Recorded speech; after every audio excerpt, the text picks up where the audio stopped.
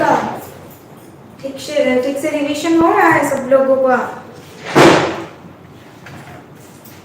हाँ, कोई रिप्लाई नहीं है? Going on, okay, very good very good. ठीक है, चलिए तो हमारा आज के क्लास को स्टार्ट करते हैं। ठीक है, सो पिछले दिन हमारा विटामिन्स कंप्लीट हो गया था। आज हम जो नेक्स्ट माइक्रोन्यूट्रिएंट को स्टार्ट करेंगे दैट इज मिनरल्स के बारे में। हाँ, तो मिनरल्स पे जैसे कि विटामिन जैसा होता है वैसे ही मिनरल्स भी हमारे बॉडी में इसका जो रिक्वायरमेंट्स रहता है वो बहुत ही कम मात्रा में रहता है। ठीक है, इसीलिए इसको माइक्रोन्यूट्रिएंट के अंडर पे ग्रुप किया गया है। यहाँ पे जो इतने सारे मिनरल्स आप देख रहे हो, सो बेसिकली इस मिनरल्स में भी इसके इम्पोर्टेंस और इसके क्वांटिटी के ऊपर डिपेंड करती है। इसके भी कुछ क्लासिफिकेशंस रहते हैं। जैसे कि हम विटामिन पे पढ़े थे कि विटामिन हमारे बॉडी में बहुत सारे एंजाइमेटिक फंक्शंस पे एक इम्पॉर्टेंट रोल प्ले करते हैं। वैसे ही मिनरल्स पे ये माना जाता है कि हमारे बॉडी के लिए जो सबसे ज़रूरत होते हैं दैट इज प्रोटीन। हाँ, तो प्रोटीन के बाद अगर सबसे ज़्यादा इम्पॉर्टेंट कुछ न्यूट्रिएंट है जो कि मतलब जिस न्यूट्रिएंट ना होने से हमारे बॉडी का प्रॉपर ग्रोथ, प्रॉपर स्ट्रक्चर नहीं आएगा, so that is the mineral. ठीक है, इसीलिए मिनरल्स को उसका जो माइक्रोन्यूट्रिएंट में भी है फिर भी उसके बहुत सारे इम्पोर्टेंस होते हैं हमारे बॉडी स्ट्रक्चर के लिए, हमारे बोन स्ट्रेंथ के लिए, हमारे ब्लड वॉल्यूम के लिए, हर एक चीज़ों के लिए मिनरल्स का ज़रूरत होती है। ये मिनरल्स है क्या एग्जैक्टली? बेसिकली मिनरल्स होते हैं एक इनऑर्गेनिक कंपाउंड, मतलब हमारे बॉडी में मिनरल्स का कोई भी सिंथेसिस नहीं होते हैं। जैसे कि हम विटामिन पे पढ़े थे कि वो है एक ऑर्गेनिक कंपाउंड, एक बायोलॉजिकल या फिर एक बायोकेमिकल कंपाउंड होते हैं विटामिन, लेकिन मिनरल होते हैं एक इनऑर्गेनिक कंपाउंड। मीन्स उसको हमें जो नॉन लिविंग आइटम्स होते हैं, ठीक है, तो नॉन लिविंग आइटम से उसका जो प्राइमरी सोर्स है मिनरल्स का वो है ये नॉन लिविंग आइटम्स, जैसे कि वाटर एंड सॉइल। अब हमें तो मिनरल्स मतलब पानी से या फिर मिट्टी से तो नहीं मिलता है, मतलब हम तो वो पानी या फिर मिट्टी नहीं खाते हैं, हम खाते हैं फूड। तो उस फूड में मिनरल्स कहाँ से आते हैं? ये भी आते हैं वही पानी और मिट्टी से। जिस एरिया पे, जिस लोकेशन पे या फिर जिस मिट्टी पे वो फूड का कल्टीवेशन होता है वो एग्रीकल्चरल लैंड से ही उस पर्टिकुलर फूड में वो प्रॉपर मिनरल्स आते हैं। उस मिट्टी में जो मिनरल्स होते हैं वही कल्टीवेट होते हैं उस फूड में। इसके साथ साथ उस एरिया में जो पानी होते हैं, पानी में भी जो मिनरल कंटेंट रहते हैं उसके ऊपर डिपेंड करते हैं कि खाने में मिनरल्स का कंटेंट कैसा रहेगा। ठीक है, अब इसके साथ साथ हम जब मिनरल्स के सोर्सेस के बारे में जानेंगे तब हम देखेंगे कि मिनरल्स मेनली बहुत ज़्यादा अमाउंट पे हमें मिलता है प्लांट फूड से, बहुत ज़्यादा। इसके साथ साथ कुछ एनिमल फूड से भी हमें मिनरल्स मिलते हैं। लेकिन मिनरल्स में भी हम इसको दो टाइप पे डिवाइड कर लेते हैं। एक होते हैं उसके मैक्रोन्यूट्रिएंट्स या फिर मैक्रो मिनरल्स और एक आते हैं माइक्रो मिनरल्स। ठीक है, सो मैक्रो मिनरल्स जो होते हैं, मैक्रो का मतलब होते हैं ज़्यादा, जो कि हमें इसके पहले भी हमें वो मालूम पड़ा था कि मैक्रो मीन्स ज़्यादा। तो मैक्रो मिनरल्स मीन्स वो मिनरल्स होते हैं जो कि हमारे बॉडी में कॉम्पिटिटिवली ज़्यादा ज़रूरत होते हैं, लेकिन बहुत ज़्यादा नहीं। मतलब अगर जब हम एक एक मिनरल्स पढ़ेंगे तो आप देखेंगे जो कुछ भी मिनरल्स है उसका जो रिक्वायरमेंट होते हैं पर डे बेसिस पे, उसके जो रिक्वायरमेंट्स है ना, वो मैक्सिमम माइक्रोग्राम से मिलीग्राम तक, उससे ज़्यादा नहीं। तो इतना ही कम अमाउंट पे हमें लगता है। इसमें भी जो कंपैरेटिवली ज़्यादा लगता है बाकी मिनरल से, उसको हम कहते हैं मैक्रो मिनरल्स। ठीक है, इस मैक्रो मिनरल्स पे क्या क्या आते हैं? Calcium, phosphorus, magnesium. ये 3 मैक्रो मिनरल्स एक साथ होके हमारे बोन्स के लिए काम करते हैं, हमारे पूरे बॉडी शेप के स्ट्रक्चर के लिए काम करते हैं। नेक्स्ट आते हैं sulphur and sodium, potassium and chloride या फिर क्लोरीन। ये जो सोडियम, पोटेशियम और क्लोराइड और क्लोरीन होते हैं, ये बेसिकली हमारी बॉडी में इलेक्ट्रोलाइट बैलेंस को मेंटेन करते हैं, मतलब वाटर बैलेंस को मेंटेन करते हैं। इसके बाद जो माइक्रो मिनरल्स होते हैं, वो माइक्रो मिनरल्स हमारे पूरे दिन में इतना कम जरूरत होता है, मतलब पूरे दिन में अगर हम सोचते हैं तो 100 मिलीग्राम से भी कम अमाउंट पे जरूरत पड़ता है ये माइक्रो मिनरल्स, क्योंकि ये हमारे बॉडी में ज़्यादा स्टोर नहीं होते हैं। हमारे पूरे बॉडी में हमारे जो बॉडी वेट होते हैं, बॉडी वेट के अगर परसेंटेज पे हम जाते हैं तो लेस देन 0.05% होते हैं ये माइक्रो मिनरल्स, मतलब इतना ही कम अमाउंट पे जरूरत होते हैं, लेस देन 0.05%। हाँ, इन माइक्रो मिनरल्स पे क्या क्या रहता है? रहते हैं iron, zinc, copper, iodine, fluoride, manganese, selenium, chromium and molybdenum. अब ये जो इतने सारे माइक्रो मिनरल्स हैं, इनमें भी आयरन का एक इंपॉर्टेंट रोल रहते हैं हमारे बॉडी स्ट्रक्चर के लिए, हमारे ओवरऑल ग्रोथ के लिए आयरन का इंपॉर्टेंस रहता है, क्योंकि आयरन एकदम अर्ली स्टेज से, मतलब एकदम जो फीटल लाइफ होते हैं, जब हम माँ के पेट में जब एक सिंगल सेल सिंथेसिस होते हैं, तो उसी टाइम से ही आयरन का जरूरत होते हैं ब्लड वॉल्यूम को इंक्रीज करने के लिए।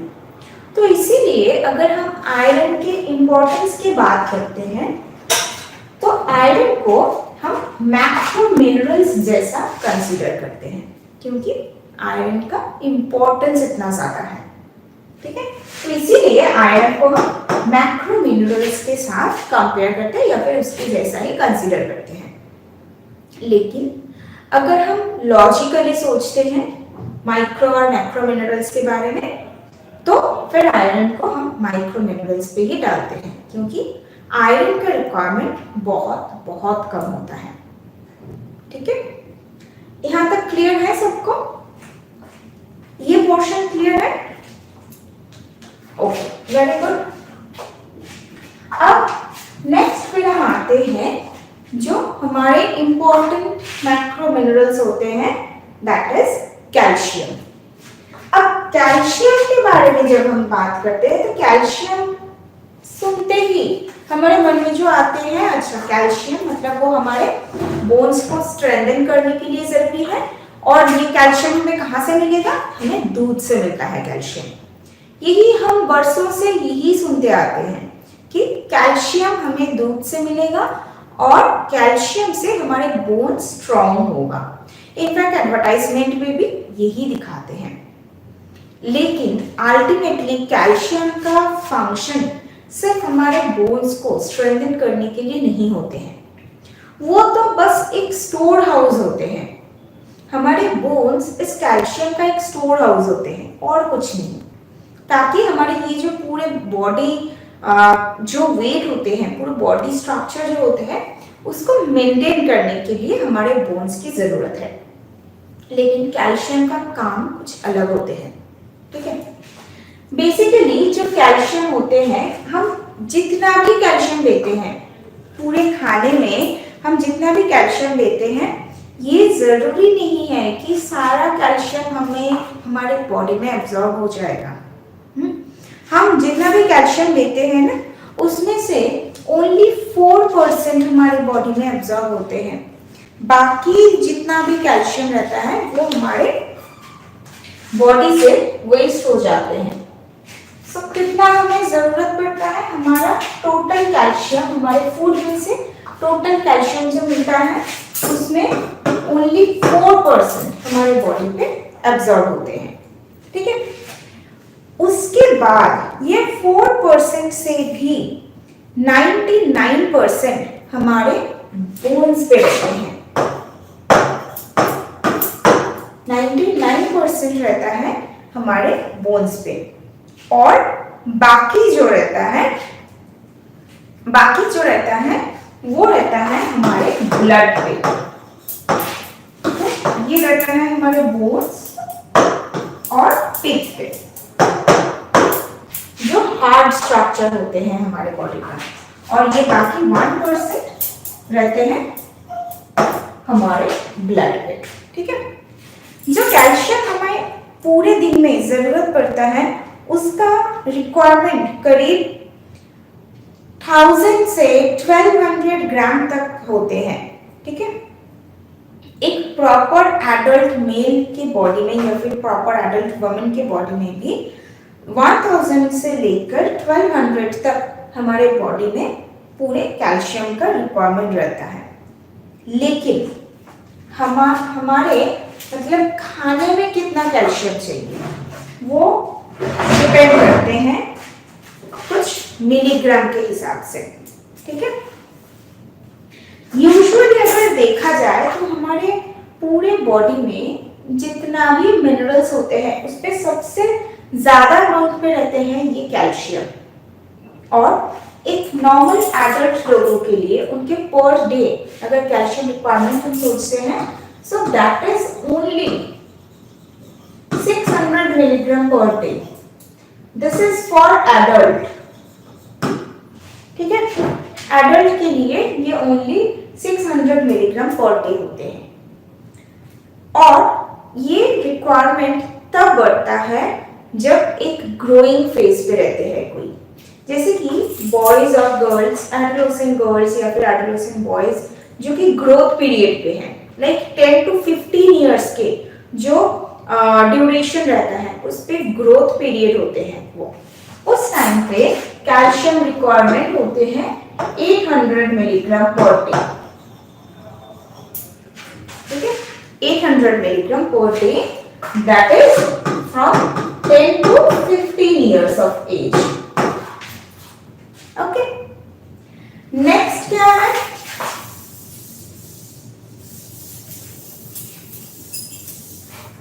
अगर हम इन्फेंट की बात करते हैं एकदम मतलब up to 1 years of age, तो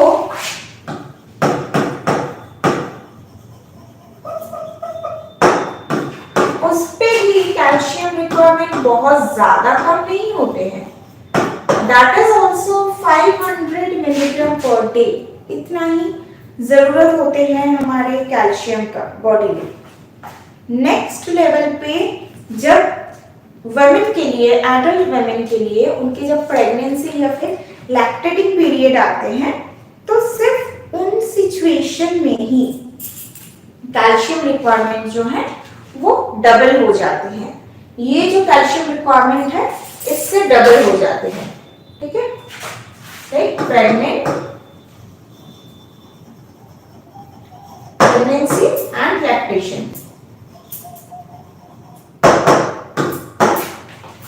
यहाँ पे कैल्शियम रिक्वायरमेंट होते हैं 1200 मिलीग्राम पर डे, क्योंकि इसी स्टेज में ही मतलब एक माँ के बॉडी में जितना कैल्शियम रहता है वो कैल्शियम ही फीटस और आगे जाके उस इन्फेंट के ग्रोथ के लिए जरूरी है।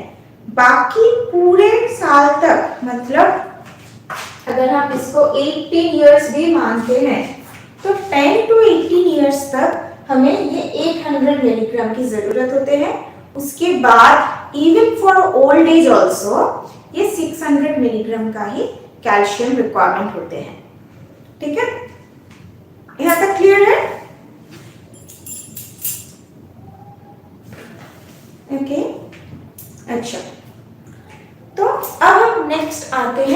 कैल्शियम के सोर्सेस के बारे में, ठीक है।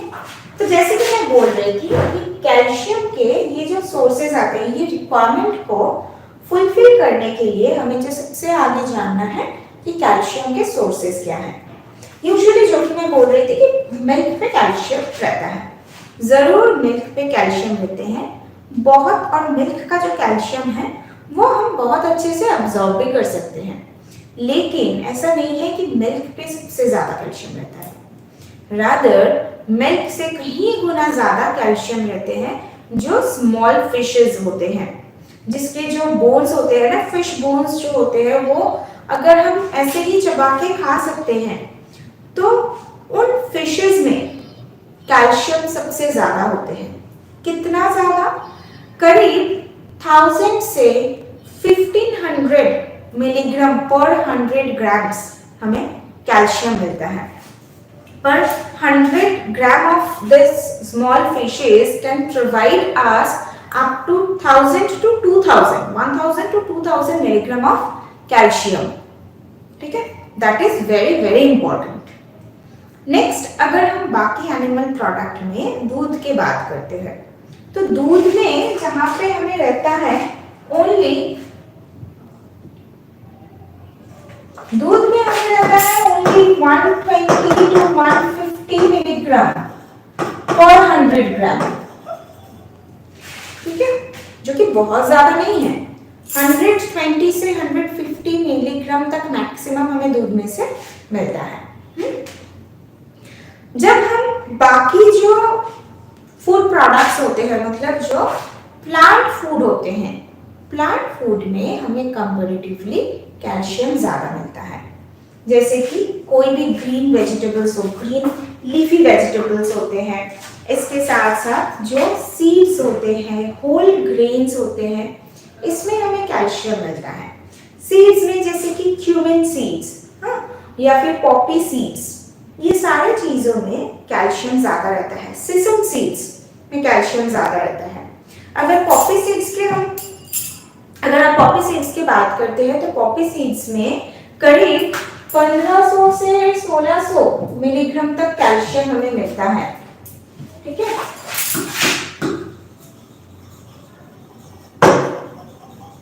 पॉपी सीड्स में हमें 1500 to 1600 मिलीग्राम पर 100 ग्राम हमें कैल्शियम मिल सकते हैं। जो क्यूमिन सीड्स होते हैं, क्यूमिन सीड्स में भी हमें बहुत ज्यादा कैल्शियम मिलता है। जैसे कि इसमें भी हमें 1000 से करीब 1100 मिलीग्राम पर 100 ग्राम कैल्शियम मिलता है, ठीक है।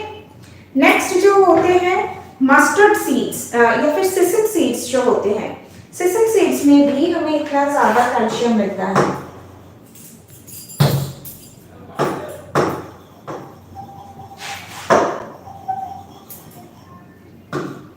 अच्छा, सिसम सीड्स में भी इस बात होते हैं कि कुछ सिसम सीड्स होते हैं जिसके जो आउटर लेयर होते हैं, मतलब उसका जो छिलका होता है, विथ द छिलका इस पे कैल्शियम ज्यादा होते हैं। लेकिन अगर हम ये सिसम सीड से छिलका हटा दे तो इसका कैल्शियम ड्रॉप हो जाएगा, करीब उसका कैल्शियम 150 ग्राम मिलीग्राम आ जाएगा, जहां पे ये जो छिलका, विथ छिलका अगर हम वो सिसम सीड्स लेते हैं तो उसका परसेंटेज, उसका अमाउंट कितना रहता है, 1400 से 1500 मिलीग्राम तक हमें कैल्शियम मिल सकते हैं, ठीक है। इसके बाद आते हैं मस्टर्ड सीड्स।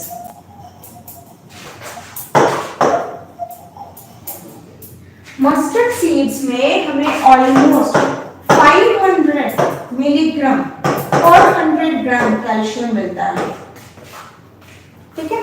तो ये ऐसे बहुत सारे प्लांट सोर्सेज रहता है जहां पे हमें कैल्शियम ज्यादा मिलेगा, ओके। तो ऐसा बिल्कुल भी जरूरी नहीं है कि जो लोग कंप्लीट वेजिटेरियन हैं उनको, मतलब जो दूध भी नहीं पीते हैं, उनको कैल्शियम नहीं मिल रहा है, ओके। मेथी दाने में भी हमें बहुत ज्यादा कैल्शियम मिलता है। मेथी दाने में भी हमें करीब 400 मिलीग्राम के आसपास पर 100 ग्राम मेथी दाने में हमें 400 मिलीग्राम के आसपास कैल्शियम मिलता है। तो ये सारे चीज जो भी है वो हमें अगर पूरे दिन में हम इंक्लूड करते हैं हमारे खाने में, तो ही हम हमारे खाने में उस कैल्शियम को एब्जॉर्ब कर सकते हैं। ठीक है, यहाँ तक क्लियर है?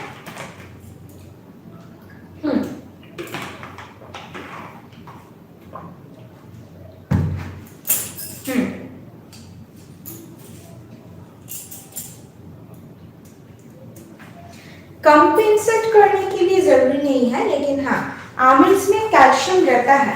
ठीक है, आमंड्स में कैल्शियम रहता है, लेकिन आमंड्स का calcium is not considered as the one of the richest source. Okay, लेकिन हाँ कैल्शियम तो रहता ही है आमंड्स में। ओके, अब नेक्स्ट जो चीज आते हैं कि इन सारे सीड्स में इतना ज्यादा कैल्शियम है, फिर भी हम क्यों बार बार जाके सिर्फ दूध को ही कैल्शियम का बेस्ट सोर्स मानते हैं? इसके लिए हमें कैल्शियम के एब्जॉर्प्शन के बारे में जानना पड़ेगा। ठीक है, कैल्शियम के एब्जॉर्प्शन में ना दोनों फैक्टर आते हैं। एक फैक्टर आते हैं इंक्रीजिंग फैक्टर,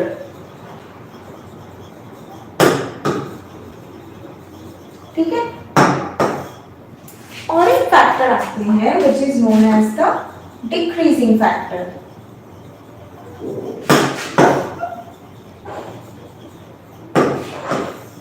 अच्छा, इंक्रीजिंग का मतलब क्या होता है?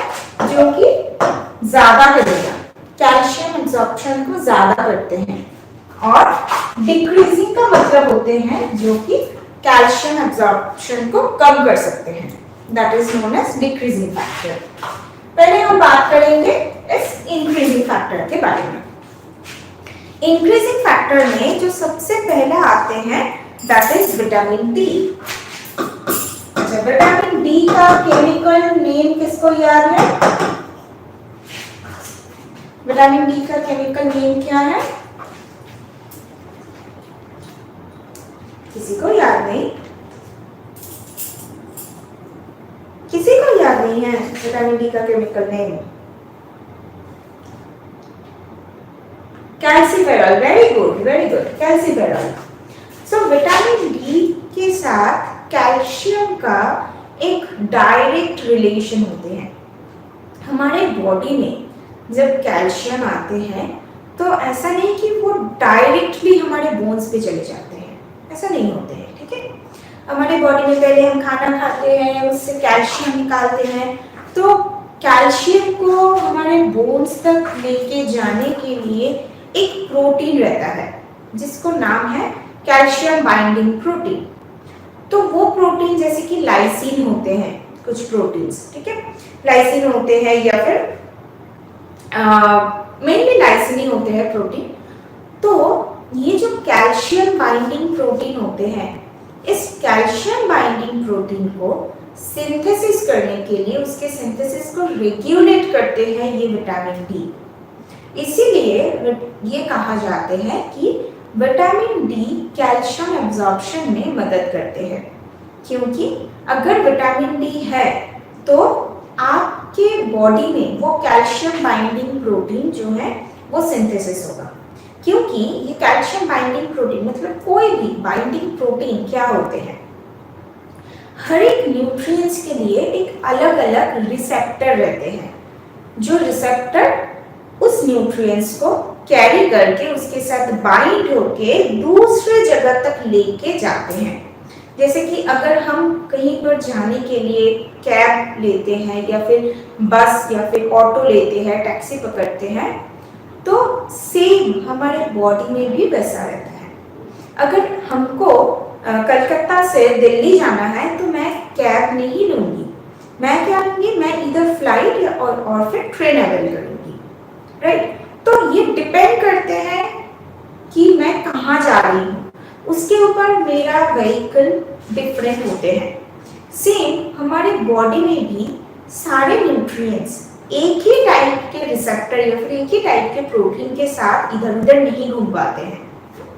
हर एक न्यूट्रिएंट्स के लिए अलग अलग रिसेप्टर्स होते हैं और ये सारे रिसेप्टर्स होते हैं प्रोटीन। कैल्शियम जब अपने रिसेप्टर के साथ पहचानते हैं तो वो रिसेप्टर आके कैल्शियम के साथ बाइंड होते हैं, फिर वो दूसरे जगह तक जाते हैं। ये इस बाइंडिंग प्रोटीन को सिंथेसिस करने के लिए विटामिन डी की जरूरत पड़ता है। ठीक है, ये क्लियर है। और ये देखा गया है कि अगर हमारे बॉडी में विटामिन डी रहता है तो हमारे कैल्शियम एब्जॉर्प्शन ऑलमोस्ट 10 to 30% तक इंक्रीज हो सकते हैं। इसीलिए जब कोई भी लोग डॉक्टर के पास जाते हैं अपने पैर के दर्द के लिए, कमर के दर्द के लिए, जब डॉक्टर के पास जाते हैं इनिशियली तो डॉक्टर उनको कैल्शियम टैबलेट्स देते हैं, लेकिन बाद में अगर उनको किसी भी सब कुछ करने के बाद भी अगर उनको वो दर्द ठीक नहीं हो रहा है, फिर डॉक्टर जाके उनको विटामिन डी टेस्ट करने के लिए बोलते हैं और उनको विटामिन डी का मेडिसिन दिया जाते हैं, क्योंकि विटामिन डी हमें कैल्शियम को एब्जॉर्ब करने में मदद करते हैं। ठीक है, ये क्लियर है। यहाँ पे किसी को कुछ डाउट्स? कोई डाउट नहीं है, बोलिए।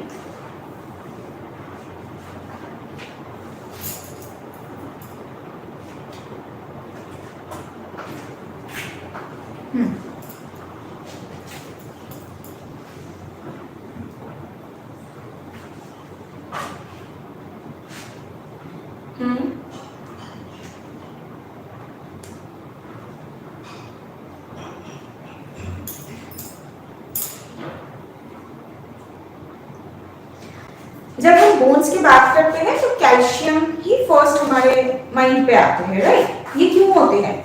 यही क्वेश्चन है क्या आपके?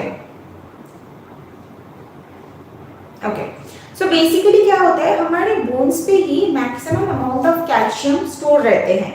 ठीक है, कैल्शियम के साथ साथ हमारे बोन्स पे फास्फोरस भी रहते हैं, मैग्नीशियम भी रहते हैं, लेकिन वो उतना ज्यादा नहीं है जितना कि कैल्शियम होते हैं।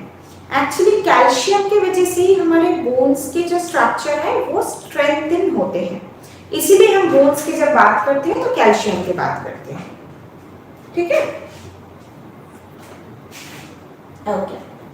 अच्छा, फिर नेक्स्ट फैक्टर क्या होते हैं? नेक्स्ट फैक्टर होते हैं प्रोटीन। जैसे कि प्रोटीन के बारे में ना करें, इसीलिए नेक्स्ट इंक्रीजिंग फैक्टर होते हैं प्रोटीन, जिसपे स्पेशली होते हैं lysine. Lysine is a kind of amino acid. Okay, next factor आते हैं कुछ एसिडिक कंडीशन, लाइक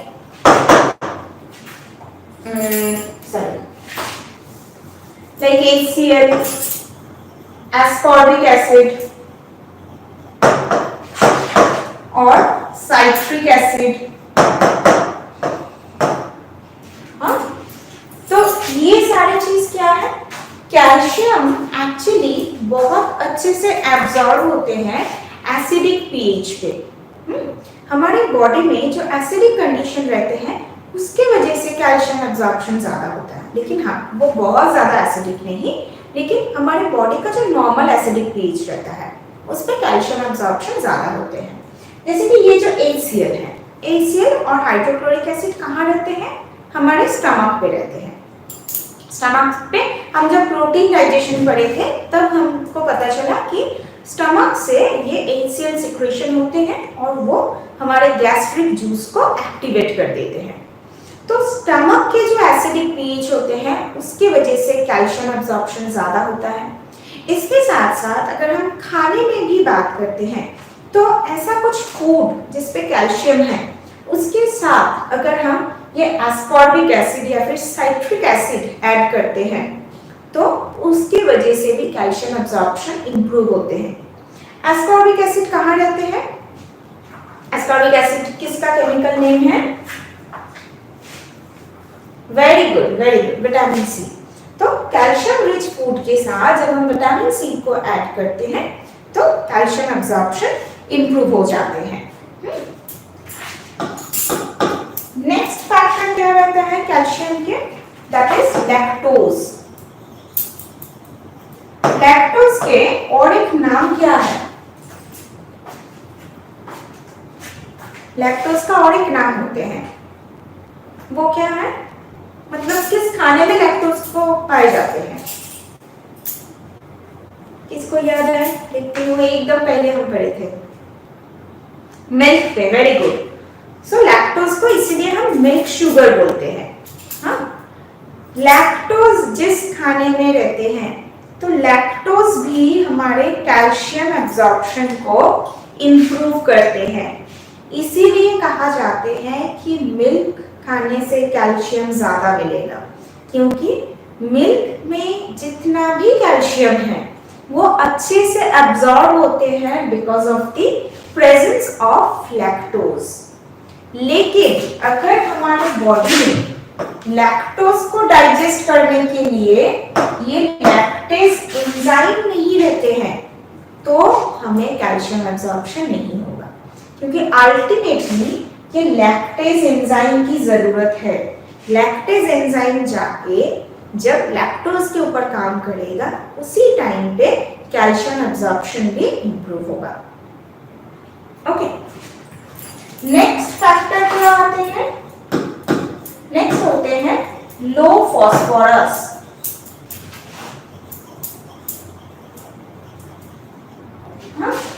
फॉस्फोरस भी एक मैक्रो मिनरल्स होते हैं।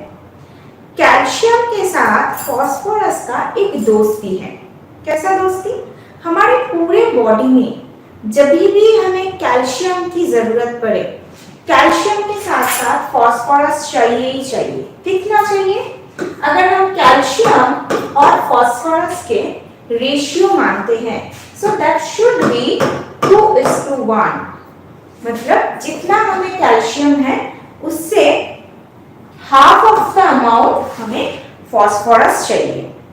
तो अगर ऐसे होते हैं कि फॉस्फोरस के लेवल अगर ज्यादा हो जाए तभी भी प्रॉब्लम है, लेकिन यूजुअली क्या है कि अगर हमारे बॉडी में कैल्शियम से कम अमाउंट पे फॉस्फोरस रहते हैं तो हमारे बॉडी अच्छे से कैल्शियम को एब्सॉर्ब कर सकते हैं।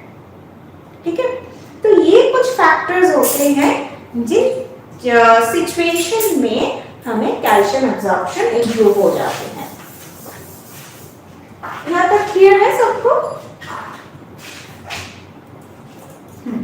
फास्फोरस भी एक मिनरल है। हाँ, इसके बाद ही हम फास्फोरस के बारे में ही जानेंगे, मतलब कैल्शियम खत्म होने के बाद। और कुछ क्वेश्चन यहाँ पे? और कुछ क्वेश्चन नहीं है? ओके, नेक्स्ट हम फिर ये डिक्रीजिंग फैक्टर पे आते हैं। डिक्रीजिंग फैक्टर मीन्स जो खाने में कैल्शियम है लेकिन उसी खाने में ऐसा कुछ कंपाउंड भी है जिसकी वजह से कैल्शियम प्रॉपर्ली एब्जॉर्ब नहीं हो रहा है। अगर हमें उस खाने का सही तरीका पता नहीं है तो फिर कैल्शियम एब्जॉर्प्शन नहीं होगा। जैसे कि फर्स्ट होते हैं ऑक्सैलेट, ऑक्सैलेट या फिर ऑक्सैलिक एसिड। ठीक है, ये ऑक्सैलिक एसिड किस पे रहते हैं? यूजुअली ये ऑक्सैलिक एसिड हमें मिलता है स्पिनच या फिर कैबेज, रेडिश, इन सारे वेजिटेबल्स में हमें ये ऑक्सैलेट या फिर ऑक्सैलिक एसिड मिलता है। जब हम वो खाना खाते हैं तो उसके अंदर जो कैल्शियम है उसके साथ ये ऑक्सैलेट या फिर ऑक्सैलिक एसिड बाइंड होके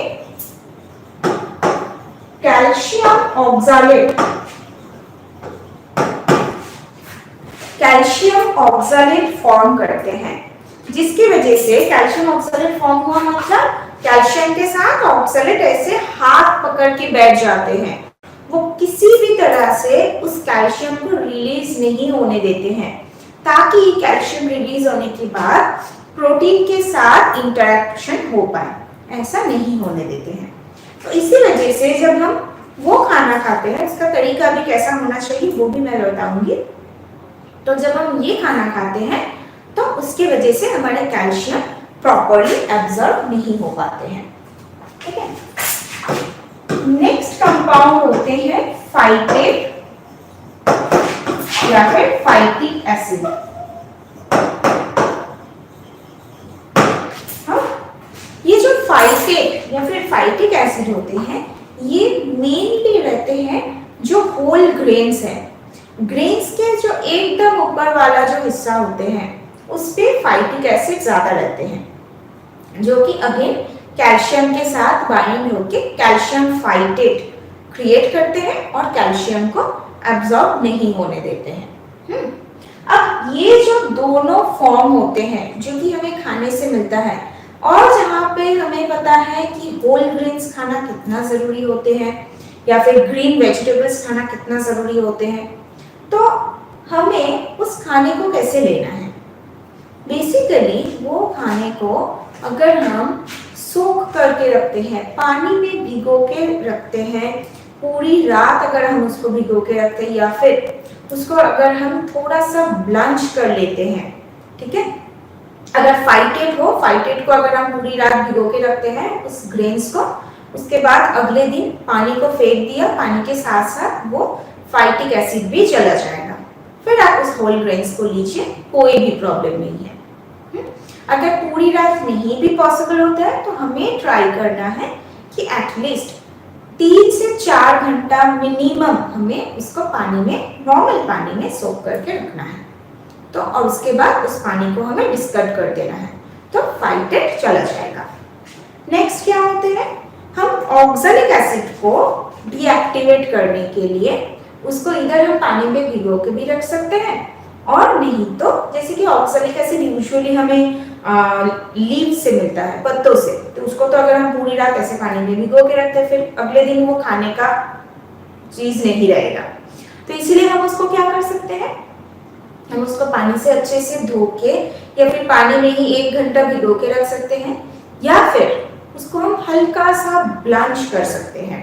ठीक है, हल्का सा ब्लांच करके मतलब पूरा उबला हुआ पानी में उसको डाल के फिर उसको थोड़ा 2-3 मिनट के लिए सोक करके फिर उस पानी को अगर हम फेंक देते हैं, उसमें भी ऑक्सैलिक एसिड डीएक्टिवेटेड होते हैं। उसको अगर आप हल्का सा स्टीम कर लेते हो तो उसमें भी ऑक्सैलिक एसिड डीएक्टिवेट हो जाते हैं। उसके बाद आप उस खाने को लीजिए, आपको कैल्शियम एब्जॉर्प्शन का उतना प्रॉब्लम्स नहीं आएगा। ठीक है, ये दोनों क्लियर है? इन दोनों में कुछ डाउट्स, कुछ प्रॉब्लम्स? प्रॉब्लम नहीं है, okay, very good. Then next factor क्या होते हैं?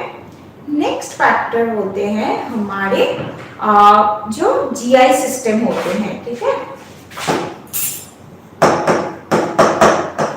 जीआई सिस्टम में हमारे गैस्ट्रोइंटेस्टाइनल सिस्टम।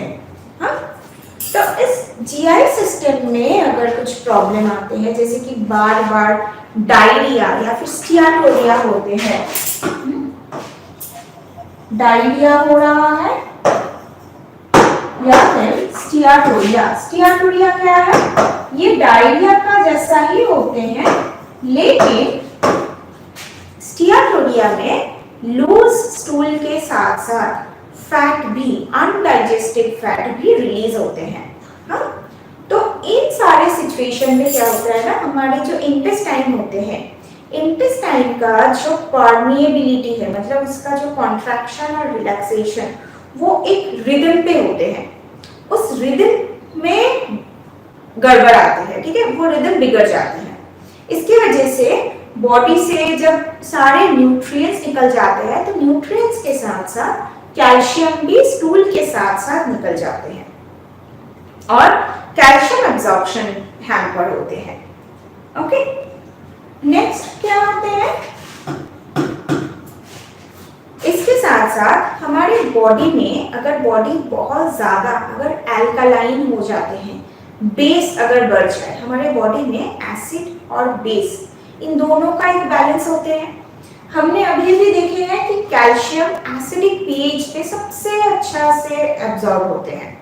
तो अगर हमारे एसिडिक पीएच ऑल्टर होके बेस पे कन्वर्ट हो जाते हैं। अगर हमारे बॉडी बहुत ज्यादा बेसिक हो जाते हैं तो उसके वजह से भी कैल्शियम एब्जॉर्प्शन हैम्पर हो सकते हैं। नेक्स्ट प्रॉब्लम क्या आते हैं, वो भी हमारे खाने के साथ ही रिलेटेड है, that is the caffeine intake. जो लोग बहुत ज्यादा टी या फिर कॉफी ज्यादा पीते हैं तो high intakes of these caffeines can significantly affect the bioavailability of the food calcium. मतलब जब आप ज्यादा से ज्यादा कैफीन लेंगे तो आपके बॉडी में फूड से जो भी कैल्शियम आपको मिल रहा है वो नहीं होगा, कैल्शियम वो एब्जॉर्प्शन नहीं होगा, वो आपके बॉडी से एक्सक्रीट हो जाएगा, आपके स्टूल के थ्रू या फिर यूरिन के थ्रू वो आपके बॉडी से बाहर निकल जाएगा अगर आप ज्यादा से ज्यादा चाय या फिर कॉफी पीते हैं। ऐसे लोग होते हैं ना जो कि बहुत बार, मतलब दिन में 10-15 बार भी वो लोग चाय कॉफी पीते हैं, तो उन लोगों के लिए कैल्शियम एब्जॉर्प्शन का एक बहुत ज्यादा प्रॉब्लम्स होते हैं। नेक्स्ट प्रॉब्लम क्या आती है,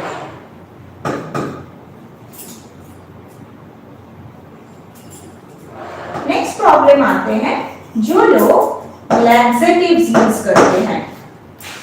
नॉर्मल खाने में हम फाइबर लेते हैं, दैट इज ओके, लेकिन अगर हमारे पूरे शेड्यूल में अगर फाइबर बहुत ज्यादा हो जाए, ठीक है, फाइबर बहुत ज्यादा हो जाए, और जो लोग आर्टिफिशियल लैक्सेटिव्स यूज करते हैं, मतलब जो मेडिसिन फॉर्मेट पे जो लैक्सेटिव्स हमें मिलता है वो अगर उसका यूज अगर हम ज्यादा करते हैं तो उसके वजह से भी हमारे इंटेस्टाइन के जो नॉर्मल परमेबिलिटी होते हैं वो बिगड़ जाते हैं, जिसके वजह से कैल्शियम एब्जॉर्प्शन हैम्पर हो सकते हैं। ओके, यहां तक क्लियर है? यहां तक किसी को कुछ डाउट्स? सब क्लियर? ओके, हाँ, आपके आवाज ब्रेक हो रहा है, और एक बार बोलिए।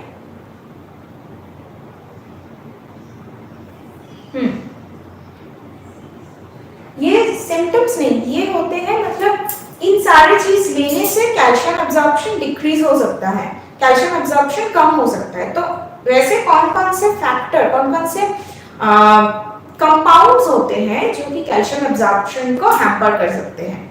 सो these all are the factors, ठीक है। आपके साउंड ना ठीक से क्लियर नहीं आ रहा है मेरे पास, इसलिए थोड़ा सा प्रॉब्लम हो रहा है मुझे समझने में। और एक बार बताइए आप क्या बोल रहे हैं?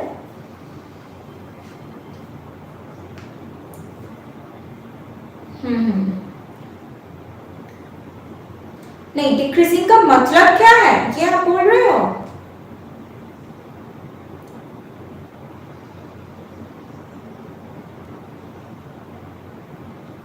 नहीं नहीं, डिक्रीजिंग का मतलब होता है, डिक्रीजिंग मतलब कम, ठीक है, डिक्रीजिंग मतलब कम करना। तो ऐसे कौन कौन से फैक्टर होते हैं जिसकी वजह से हमारे बॉडी में कैल्शियम एब्जॉर्प्शन कम हो जाते हैं? तो वो है ये सारे फैक्टर। तो डिक्रीजिंग फैक्टर मींस ऐसे कौन से फैक्टर जिसकी वजह से कैल्शियम एब्जॉर्प्शन हमारे बॉडी में नहीं होते या फिर बहुत कम होते हैं, ठीक है। ओके, अच्छा, फिर ये इंक्रीजिंग फैक्टर तो हो गया, इसको मैं हटा दे रही हूँ, ठीक है।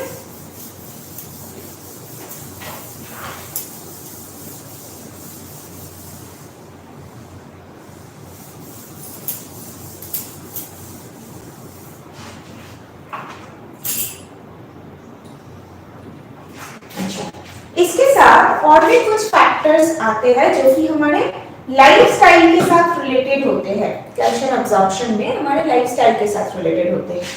That is the lack of exercise. जो लोग बहुत ज्यादा सेडेंटरी लाइफस्टाइल लीड करते हैं, उनके बॉडी में कैल्शियम एब्जॉर्प्शन ऑटोमेटिकली कम हो जाते हैं। या फिर जो लोग मतलब बेड रिडन पेशेंट होते हैं पूरे, उनके मतलब हाथ पैर का उतना ज्यादा कुछ काम नहीं है, तो उनके लिए कैल्शियम एब्जॉर्प्शन डिक्रीज हो जाते हैं, क्योंकि हमारी बॉडी सब कुछ सेंस कर पाते हैं। हमारे बॉडी में जिस ऑर्गन का, जिस पार्ट का सबसे ज्यादा फंक्शन रहता है, हमारे बॉडी में वही पार्ट एक्टिव होते हैं। तो अगर आप कुछ काम नहीं करते हो, आप पूरे दिन में सोते ही रहते हो या फिर आप बैठ के ही आपका काम है, तो आपकी बॉडी क्या सोचेगा कि इसको बोन्स को उतना ज्यादा काम नहीं है, उसको उतना ज्यादा स्ट्रेंथ होने की काम नहीं है, तो धीरे धीरे कैल्शियम एब्जॉर्प्शन घटने लगेगा। इसीलिए आप देखेंगे कि लोग जब आपके मतलब नीज पेन के लिए भी जब डॉक्टर के पास जाते हैं, तो डॉक्टर को बोलते हैं कि आपको मॉर्निंग वॉक करना है आपको, या फिर पूरे दिन में थोड़ा सा योगा करना है, थोड़ा एक्सरसाइज करना है आपको, या फिर आपको नॉर्मल वॉकिंग करना है पूरे दिन में। ये क्यों बोला जाता है? क्योंकि हमारे बॉडी में जब हम वॉकिंग करते हैं, हमारे बॉडी में कुछ हॉर्मोन्स एक्टिवेट होते हैं जो कि कैल्शियम एब्जॉर्प्शन को इम्प्रूव कर सकते हैं। लेकिन जो लोग बहुत ज्यादा टाइम तक, इनफैक्ट जो लोग बहुत ज्यादा टाइम तक बैठ के भी काम करते हैं ना, आप देखेंगे अगर आप पूरे दिन में बस ऐसे ही 4-5 घंटा अगर एक जगह पूरा बैठे रहते हो, हाँ कोई भी एक्टिविटी नहीं है आपको, आप पूरा बैठे रहते हो, तो उसके बाद आप जब कुर्सी से उठेंगे तो आपको थोड़ा सा भी दिक्कत आएगा, थोड़ा सा दिक्कत आएगा। क्यों? क्योंकि हमारे बॉडी में वो सेंस, हमारे बॉडी वैसे ही एडजस्ट हो जाते हैं। इसीलिए lack of exercise can significantly decrease your calcium absorption. ठीक है, नेक्स्ट जो होते हैं that is basically the psychological factor. हाँ, सब कुछ हो सकता है, ऐसा जरूर नहीं है कि जिम करने से आपकी कैल्शियम एब्जॉर्प्शन इंप्रूव हो जाएगा, और अगर जो लोग जिम नहीं करते हैं तो उनको कैल्शियम एब्जॉर्प्शन नहीं होगा, ऐसा नहीं है। लेकिन हाँ, जिम हो, नॉर्मल योगा हो, अगर घर का नॉर्मल काम भी हो, या फिर नॉर्मल बस ऐसे ही ब्रिस्क वॉकिंग हो, सब कुछ में कैल्शियम एब्जॉर्प्शन इंप्रूव हो सकते हैं। लेकिन अगर हम वो नहीं करते हैं, बिल्कुल भी काम नहीं करते, फिजिकल एक्टिविटी बिल्कुल भी नहीं होते हैं, तो धीरे धीरे हमारे बॉडी में कैल्शियम एब्जॉर्प्शन कम हो सकता है। ठीक है, ओके। नेक्स्ट फैक्टर क्या आते हैं? स्ट्रेस फैक्टर या फिर साइकोलॉजिकल फैक्टर। हमारे बॉडी में भी कुछ साइकोलॉजिकल फैक्टर की वजह से कैल्शियम एब्जॉर्प्शन कम हो सकते हैं। जैसे कि जो लोग बहुत ज्यादा स्ट्रेस में रहते हैं, एंजाइटी बहुत ज्यादा रहते हैं उनको, डिप्रेशन बहुत ज्यादा है, ठीक है, दुख बहुत ज्यादा है उन लोगों को, तो उन लोगों में कैल्शियम एब्जॉर्प्शन कम हो जाते हैं। क्योंकि हमारी बॉडी में ना, जब हम बहुत ज्यादा स्ट्रेस पे रहते हैं तो कुछ स्ट्रेस हार्मोन रिलीज होते हैं हमारे उस स्ट्रेस को कवर अप करने के लिए। ये stress hormone basically calcium absorption को कम कर देते हैं। इसीलिए ये भी एक एग्जांपल, बहुत कॉमन एग्जांपल होते हैं कि हम जब घर पे रहते हैं तो हमें लगता है कि हमें आज ये प्रॉब्लम हो रहा है, मेरा तबीयत ये खराब है, ये यहाँ पे दर्द है, वहां पे दर्द है, इतना सारा चीज हमें लगता है। लेकिन अगर आप उनको ही कहीं घूमने लेके चलते हो, बाहर लेके चलते हो, तो अगर आप पहाड़ पे भी चढ़ते हो ना, तो भी वो बोलते हैं कि नहीं, मेरे को तो उतना ज्यादा दर्द नहीं हो रहा है, मैं जब घर पे रहती हूँ तब मुझे बहुत ज्यादा प्रॉब्लम होती है, लेकिन अभी यहाँ पे आके मेरा उतना ज्यादा प्रॉब्लम नहीं हो रहा है। लोग इसीलिए बोलते हैं ना, कुछ चेंज पे लेके जाओ। क्यों होते हैं ऐसा? Just because of the psychological state. कहीं पर भी आप जब पेशेंट को चेंज पे लेके जाते हो, तो वहां पे मतलब आपका एनवायरनमेंट कैसा है वो डिपेंड नहीं करते हैं, डिपेंड करते हैं कि आप कैसे एंजॉय कर रहे हो वो एरिया, या फिर वो जगह, वो लोकेशन आप कैसा एंजॉय कर रहे हो। अगर आप हैप्पी रहते हो तो हमारे बॉडी में सब कुछ हैप्पी होगा, हमारे बॉडी में जो भी काम है वो सब कुछ ठीक ठीक होगा।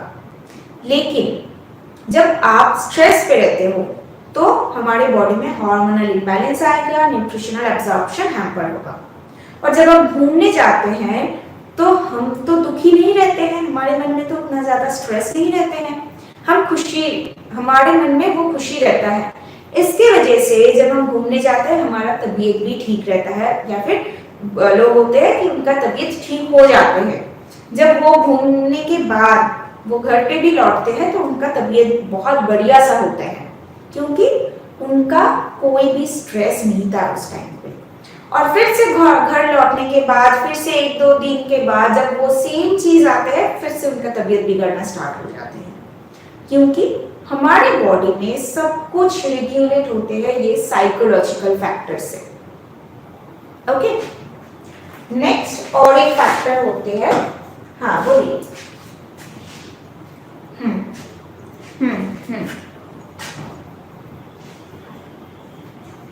जो भी हो, आप जहां पे भी आपको खुशी मिलेगा, आप जहां पे भी जाओ, आप राजस्थान जाओ या फिर गुजरात जाओ, आपको जहां पे भी खुशी मिलेगा तो आपके तबीयत भी ठीक रहेगा उस टाइम पे। इसीलिए अभी तक मतलब ये जो लाफिंग क्लब इतना हुआ है, ये क्यों हुआ है? लाफिंग क्लब का मतलब ही होते हैं कि जहां पे हमारा मेंटल स्टेट जो है वो उस पे हैप्पी हार्मोन सिक्रीशन ज्यादा होते हैं उस टाइम पे, ठीक है। इसकी वजह से ही हमारा तबीयत ठीक होते हैं, हमारे ब्लड सर्कुलेशन इंप्रूव होते हैं, हमारे हैप्पी हार्मोन सिक्रीशन होते हैं, और हमारा जो हेल्थ है, हेल्थ इश्यूज धीरे धीरे धीरे धीरे हम उसको क्योर कर लेते हैं। ओके, इसके साथ नेक्स्ट जो फैक्टर होते हैं that is the lack of copper.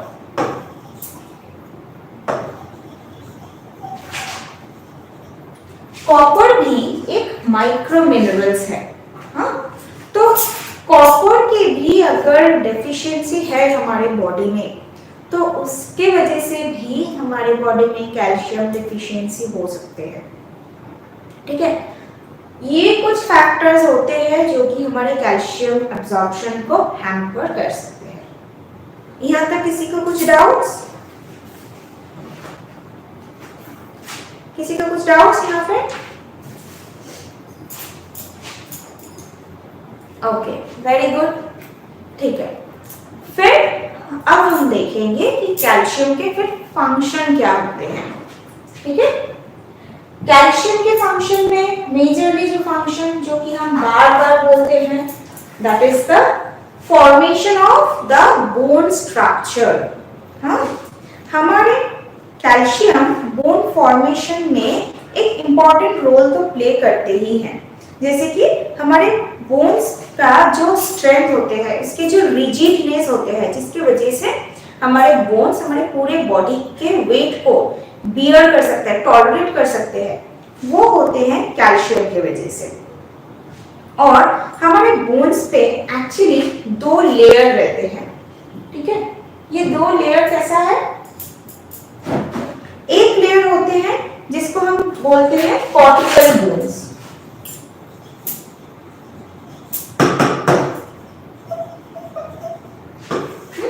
एक layer that is the cortical bones. ये क्या होते हैं? ये एकदम मतलब हमारे बोन्स के ऊपर वाला जो हिस्सा होता है उस पे एकदम डेंसली वो पैक्ड रहता है विद द कोलाजेन। कोलाजेन से जब हमारे बॉडी में जो लॉन्ग बोन्स रहता है, पैर के बोन्स मतलब एकदम हमारे कमर से नीचे तक जो बोन्स रहते हैं that is the long bones. तो उस लॉन्ग बोन्स पे जो कोलाजेन का लेयर होते हैं, उस कोलाजेन लेयर को फॉर्म करने के लिए कैल्शियम का जरूरत होते हैं। एंड नेक्स्ट होते हैं कुछ स्पॉन्जी टाइप इलास्टिसिटी होते हैं कुछ बोन्स में, उसके लिए भी हमारे कैल्शियम की जरूरत होती है। So ultimately the thing is that कि कैल्शियम हमारे बोन फॉर्मेशन में हेल्प करते हैं। कैसे हेल्प करते हैं? हमारे बोन्स पे 2 सेल रहते हैं। फर्स्ट वन इज ऑस्टियोब्लास्ट, ठीक है। ये ऑस्टियोब्लास्ट का काम क्या रहता है? ऑस्टियोब्लास्ट सेल मेनली हमारे बॉडी में जो प्रोटीन फाइबर होते हैं, जो कोलाजेन होते हैं, उस कोलाजेन सिंथेसिस होते हैं इस ऑस्टियोब्लास्ट सेल के थ्रू, ठीक है। इस ऑस्टियोब्लास्ट सेल से ही हमारे बॉडी में या फिर हमारे बोन्स पे कोलेजन सिंथेसिस होते हैं और फिर ये कोलेजन हमारे बोन्स के ऊपर एक थिक लेयर क्रिएट करते हैं। इसीलिए ये ऑस्टियोब्लास्ट सेल को कहा जाते हैं कि ये हमारे बोन्स में कैल्शियम को एब्जॉर्ब करने में मदद करते हैं। ठीक है, बोन्स पे कैल्शियम को एब्जॉर्ब करने में मदद करते हैं। नेक्स्ट सेल जो होते हैं हमारे बोन्स पे, दैट इज ऑस्टियोक्लास्ट।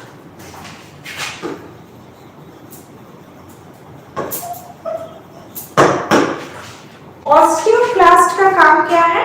हमारे बोन्स पे जो कैल्शियम है उसको धीरे धीरे कैल्शियम को ब्रेक करके उस कैल्शियम को हमारे ब्लड में रिलीज करना होते हैं हमारे ऑस्टियोक्लास्ट सेल का काम, ताकि हमारे बोन्स पे कैल्शियम का एक्सेस ना हो जाए। इसीलिए ये ऑस्टियोक्लास्ट सेल का जरूरत पड़ता है। ओके, ये होते हैं फर्स्ट फंक्शन हमारे बोन फॉर्मेशन में, मतलब कैल्शियम के major one of the most important functions होते हैं ये। सेकंड रोल क्या रहता है कैल्शियम का? That is the muscle contraction. Basically ये जो हम बात कर रहे हैं, ठीक है, मसल कॉन्ट्रैक्शन मेनली हमारे हार्ट मसल में ज्यादा होता है। हमारे हार्ट मसल जो कंटिन्यूअसली पंप कर रहे हैं उसके जो कॉन्ट्रैक्शन और रिलैक्सेशन चल रहा है, जिसके वजह से ब्लड फ्लो होते हैं, तो उस मसल कॉन्ट्रैक्शन के लिए कैल्शियम की जरूरत होते हैं। ठीक है, नेक्स्ट फंक्शन क्या रहता है हमारे?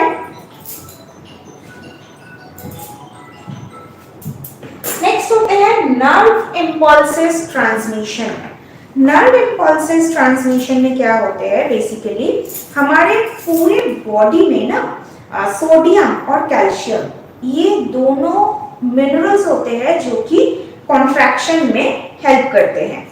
और हमारे मसल में भी कुछ फाइबर रहते हैं, मसल फाइबर जिसको हम बोलते हैं, तो वो भी या फिर हार्मोन जो कुछ भी हो, वो सारी चीज रेगुलेट होते हैं हमारे कैल्शियम से। मतलब नर्व इंपल्सेस मतलब हमारे बॉडी में कुछ भी जगह पे क्या चल रहा है उसके लिए जो इंफॉर्मेशन हमारे ब्रेन तक पहुंचते हैं वो एक्चुअली कैल्शियम के वजह से होते हैं। इनफैक्ट हमारे एकदम एंडिंग नर्व्स जो होते हैं, ठीक है, एंडिंग नर्व में क्या चल रहा है उसका भी सिग्नल जो हमारे ब्रेन तक पहुंचते हैं वो कैल्शियम की वजह से। नेक्स्ट जो है वुंड हीलिंग। वुंड हीलिंग में भी कैल्शियम का रोल होते हैं, क्योंकि कैल्शियम कोलाजन को बूस्ट अप करने के लिए मदद करते हैं। ये जो ऑस्टियोक्लास्ट सेल होते हैं ये कोलाजन को बूस्ट अप करने के लिए मदद करते हैं या फिर कोलाजन को सिंथेसिस करते हैं, ये ऑस्टियोब्लास्ट। और कोलाजन जब सिंथेसिस होता है, जैसे कि हम विटामिन सी पे पढ़े थे, कोलाजन सिंथेसिस हो रहा है मतलब कोई भी घाव, कोई भी वुंड्स वो जल्दी से हील हो जाते हैं। नेक्स्ट होते हैं सेल्यूलर मेटाबॉलिज्म। सो सेल्यूलर मेटाबॉलिज्म में भी कैल्शियम का जरूरत होता है, जैसे कि प्रोटोप्लाज्म, सेल में जो प्रोटोप्लाज्म्स होते हैं तो उस प्रोटोप्लाज्म्स को प्रिपेयर करने के लिए कैल्शियम का जरूरत होते हैं।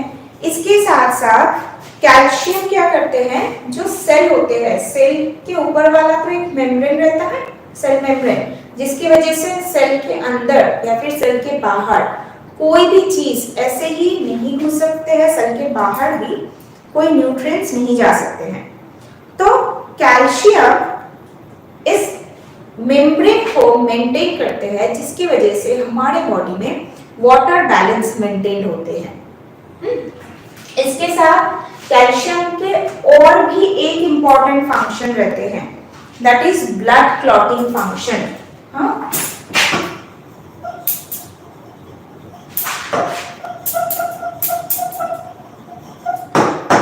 ठीक है, ब्लड क्लॉटिंग में भी कैल्शियम की जरूरत पड़ती है, जो कि हम विटामिन के पे पढ़े थे कि विटामिन के is important for blood clotting factor, तो उसमें कैल्शियम की जरूरत है। कैल्शियम हमारे बॉडी में फाइब्रिन क्रिएट करते हैं। Fibrin is basically the clotting factor. कैसे क्रिएट होते हैं ये फाइब्रिन जो है ये कैसे क्रिएट होते हैं? फर्स्ट हमारे जो प्लेटलेट्स होते हैं हमारे ब्लड में, जो प्लेटलेट्स है उस प्लेटलेट्स के साथ कैल्शियम बाइंड होते हैं। ठीक है, यहाँ पे मैं दिखा रही हूँ इसको। फर्स्ट हमारे प्लेटलेट के साथ कैल्शियम बाइंड होते हैं। कैल्शियम बाइंड होके उसको क्रिएट करते हैं थ्रोम्बोप्लास्टिन।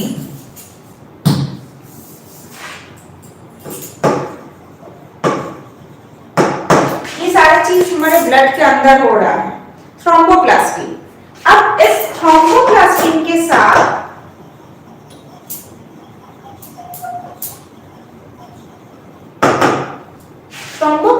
साथ बाइंड होते हैं प्रोथ्रोम्बिन।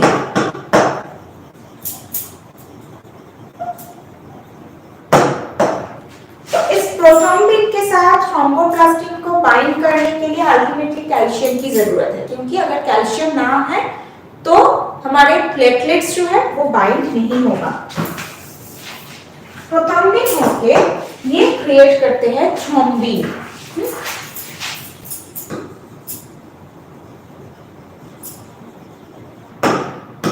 थ्रोम्बिन क्रिएट हुआ। अब लास्टली अगेन कैल्शियम का फंक्शन आते हैं। क्या? थ्रोम्बिन के साथ फाइब्रिनोजेन बाइंड होते हैं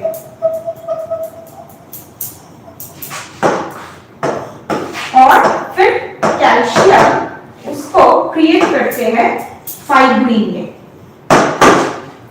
कैल्शियम उसको क्रिएट कर देते हैं फाइब्रिन में।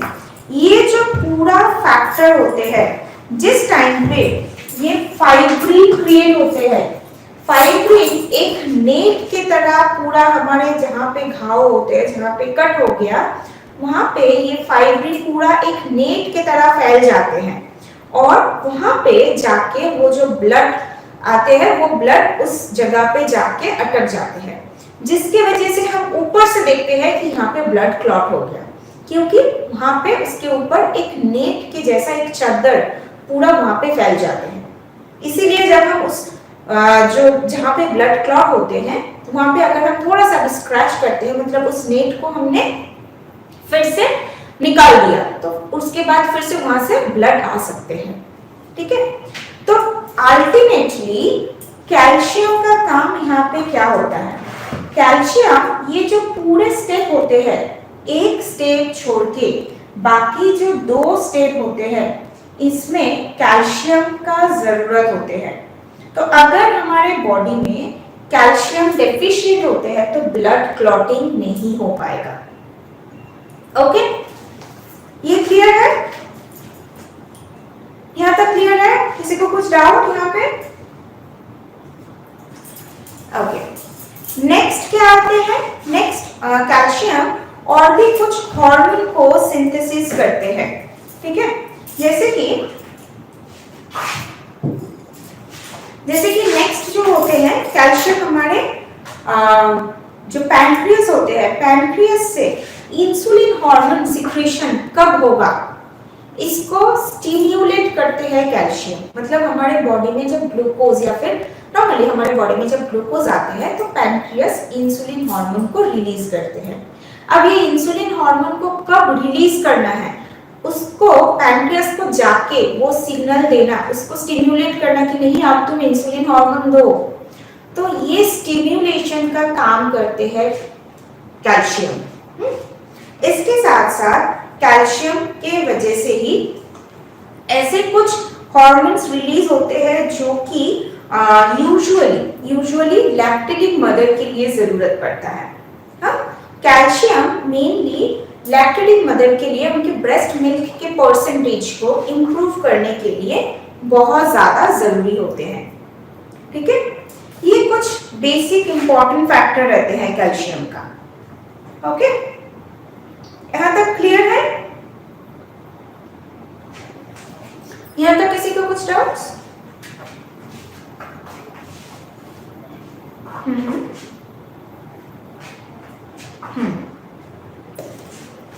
उसमें कैल्शियम का रोल नहीं रहता है। ब्लड बनना मतलब उस पे आपका विटामिन और प्रोटीन का जरूरत पड़ता है और आयरन,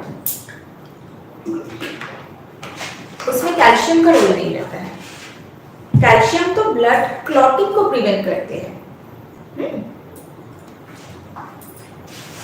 और कुछ क्वेश्चन यहाँ पे? अच्छा, बोलिए।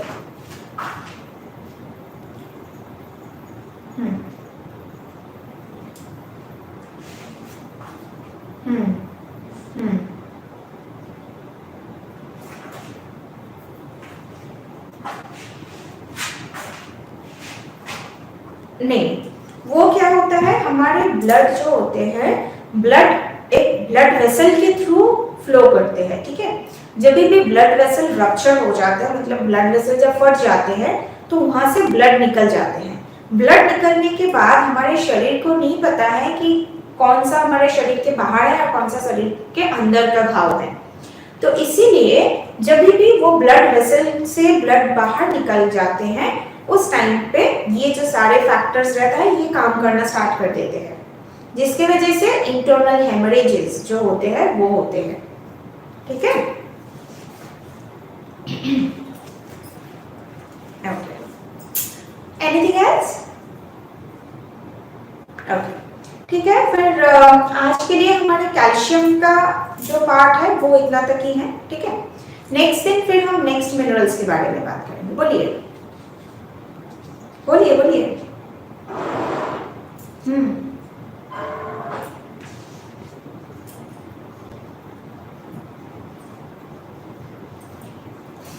ये कोई क्वेश्चन है अभी पूछने का? देखिए, बाल अगर बहुत झड़ रहा है या फिर सफेद हो रहा है, जो प्रीमैच्योर ग्रेइंग होता है, इसका मतलब है कि आपके बॉडी में बहुत सारे न्यूट्रिएंट की डेफिशिएंसी है। प्रोटीन का हो सकते हैं, आयरन के हो सकते हैं, फॉलिक एसिड के हो सकते हैं, विटामिन B12 का भी डेफिशिएंसी हो सकते हैं, बायोटिन का भी डेफिशिएंसी हो सकते हैं, ठीक है। तो एक बैलेंस डाइट लेने से ये सारे चीज ठीक हो जाते हैं, और ओमेगा 3 फैटी एसिड्स लेने से ये सारे चीज ठीक हो जाते हैं, ठीक है। ओके,